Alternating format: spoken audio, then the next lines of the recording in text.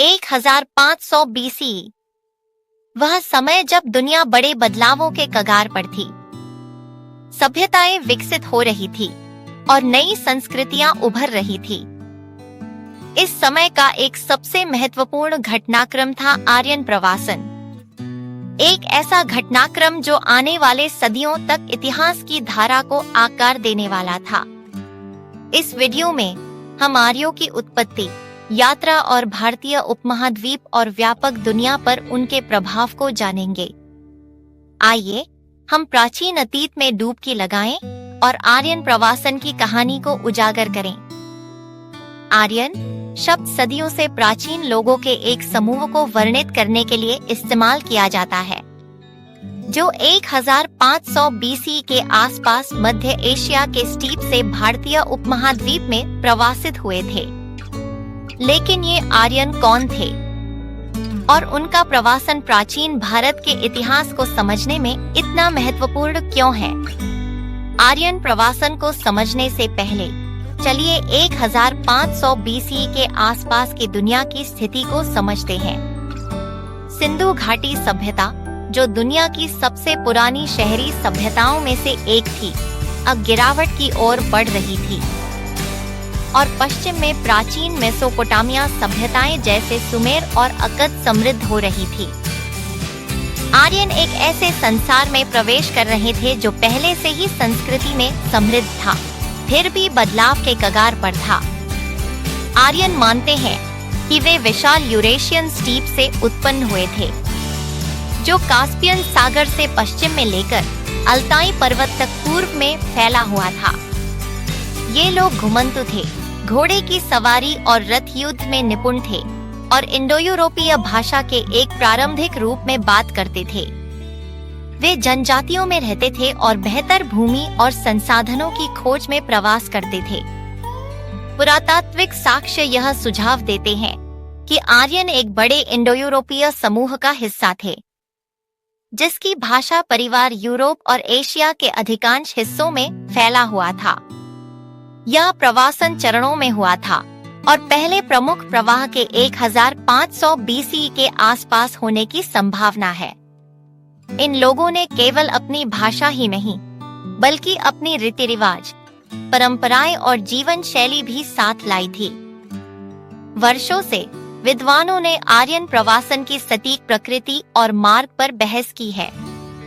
आर्यन के भारत आने के बारे में दो प्रमुख सिद्धांत हैं: आर्यन आक्रमण सिद्धांत और आर्यन प्रवासन सिद्धांत।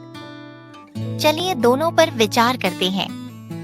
आर्यन आक्रमण सिद्धांत 19वीं सदी में पहली बार प्रस्तावित किया गया था और इसमें यह सुझाव दिया गया था कि आर्यन विजेता थे, जो भारतीय उपमहाद्वीप की स्वदेशी जनसंख्या पर आक्रमण कर उन्हें विस्थापित कर दिया।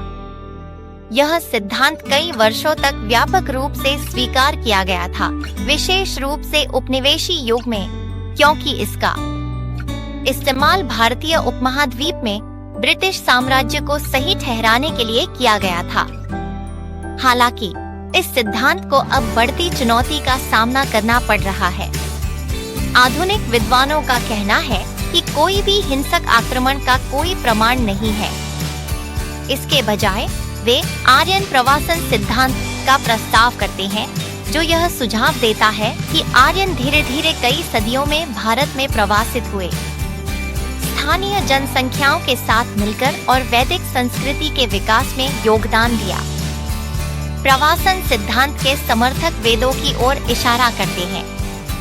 प्राचीन हिंदू ग्रंथ जो आर्यों के शांतिपूर्ण आगमन का वर्णन करते हैं, साथ ही हड़प्पा और मोहनजोदड़ो जैसे स्थलों से प्राप्त पुरातात्विक प्रमाण जो यह सुझाव देते हैं कि यह एक क्रमिक समाकलन था, न कि हिंसक कब्जा। आर्यन पहले भारतीय उपमहाद्वीप के उत्तर पश्चिमी हिस्से में पहुंचे, जो आज पाकिस्तान और अफगानिस्तान के हिस्सों में स्थित है। यह प्रवासन चरणों में हुआ था और आर्यन धीरे धीरे खैबर दर्रे से होते हुए सिंधु नदी और उसकी सहायक नदियों के किनारे बस गए। भारत में आने के बाद आर्यन ने बस्तियां स्थापित की और जनजातियां बनाईं। वे उपजाऊ नदी घाटियों में फैल गए, जहां कृषि समृद्ध थी। उनकी भाषा संस्कृत, संस्कृति और धर्म की भाषा बन गई। आर्यन का आगमन उस समय का प्रारंभ था जिसे हम वैदिक काल कहते हैं, जो वेदों के नाम पर रखा गया है। धार्मिक ग्रंथ जो हिंदू धर्म की नींव रखते हैं। आर्यन अपने साथ अपना धर्म लाए, जो बाद में हम जो आज हिंदू धर्म के रूप में जानते हैं, में विकसित हुआ। वेदों, जो संस्कृत में रचित हैं, ने आर्यन के देवताओं, अनुष्ठानों और दार्शनिक विचारों का वर्णन किया। जाति व्यवस्था, जो भारतीय समाज का एक मौलिक पहलू बन गई, भी इस अवधि में आकार लेने लगी। आर्यन ने समाज को विभिन्न वर्गों या समूहों में व्यवस्थित किया, जो पेशेवर और सामाजिक स्थिति पर आधारित थे।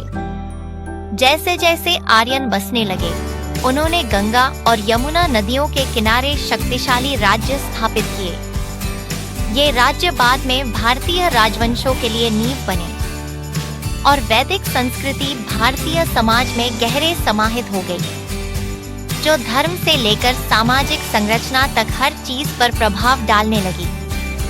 आर्यन का आगमन भारतीय उपमहाद्वीप की स्वदेशी संस्कृतियों पर गहरा प्रभाव डालने वाला था।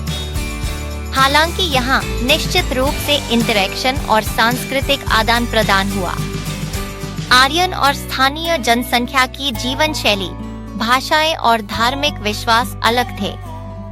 हालांकि समय के साथ इन संस्कृतियों ने एक साथ मिलकर उस समृद्ध और विविध सभ्यता का निर्माण किया, जिसे हम आज प्राचीन भारत के रूप में जानते हैं।